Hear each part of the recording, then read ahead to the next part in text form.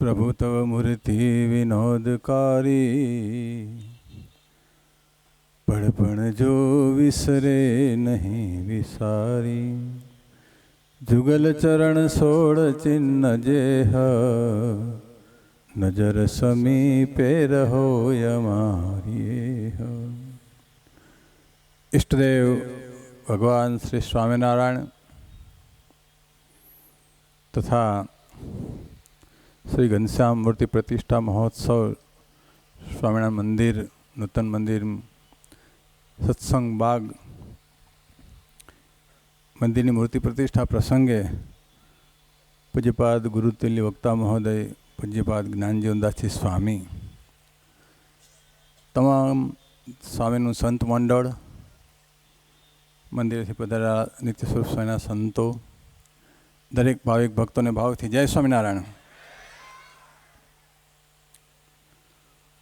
बोटाद वासी हरिभक्तो बहु भाग्यशाળી છે,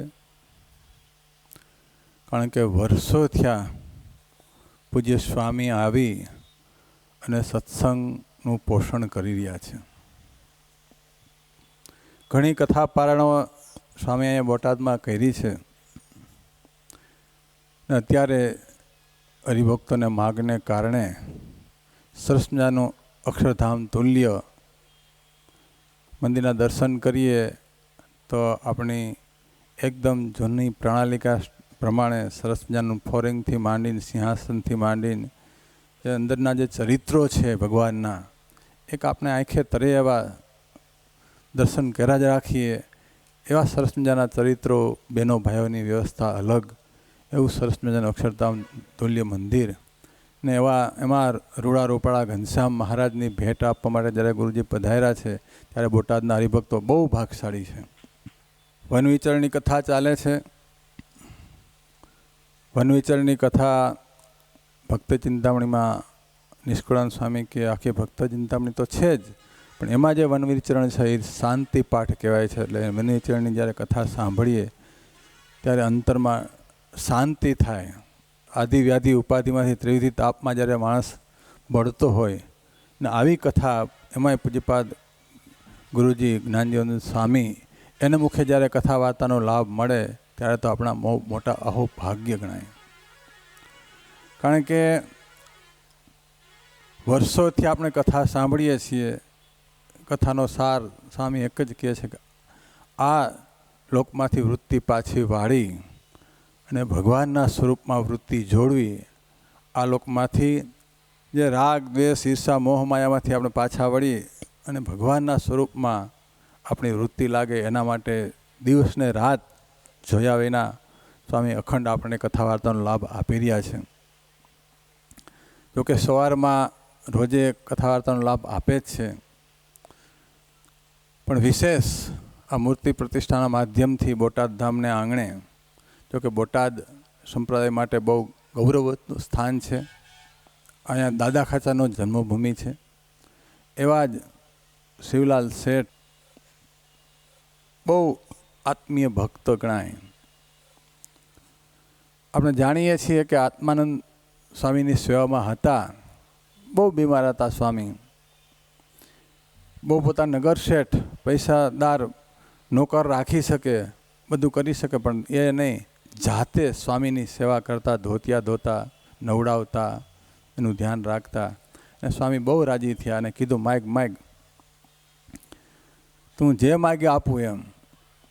તો શિવલાલ શેઠ કે જે માગો એ આપશો? તો કે હા। ચોક્કસ? તો કે હા। તો કે તમારા 13માને દિવસે મને લેવા આવજો એમ। ત્યારે આત્માનંદ સ્વામીના મોઢા આડો હાથ રાખવા માંડ્યા કે ના બીજું માગ? તો કે ના, તમારે આપવું હોય તો એ માગો। એટલે નાની ઉંમરમાં ને આપણે જાણીએ છીએ કે સ્વામી ધામમાં ગયા અને 13મા દિવસે મહારાજને લઈને તેડવા આવ્યા। એટલે આવા જે સમર્પિત જે હરિભક્તો, જે નિષ્ઠાવાળા હરિભક્તો, જે સંતો પ્રત્યે કેટલું જોડાણ, કેટલી આત્મીયતા, એવી જ આત્મીયતા અહીંયા દર્શન થાય છે પૂજ્ય સ્વામીના સત્સંગના માધ્યમથી। ત્યારે તો શિવલાલ શેઠ એક હતા, અત્યારે હજારો શિવલાલ શેઠના આ સભામાં આપણે દર્શન થાય છે। કારણ કે સ્વામીએ એ રીતનું ઘડતર કરી અને એટલા બધા સત્સંગના પાયા ઊંડા રેડા છે કે જેને કારણે આ સત્સંગમાં કેટલા હરિભક્તો છતે દેહે અક્ષરધામના મુક્ત જેવી સ્થિતિને પામી ગયા છે. એવા હરિભક્તો અને સંતો સ્વામીએ તૈયાર કર્યા છે. મૂળ સંપ્રદાયમાં સ્વામીનું યોગદાન બહુ મોટું છે. કારણ કે 6 અંગની પુષ્ટિ કરે કાયમીને માટે. પછી મંદિર હોય, દેવ હોય, શાસ્ત્ર હોય, સંતો હોય, હરિભક્તો હોય, આચાર્ય હોય, 6 અંગ જે આપણા સંપ્રદાયના છે એને 6ની પુષ્ટિ કરનારી આ કથા છે.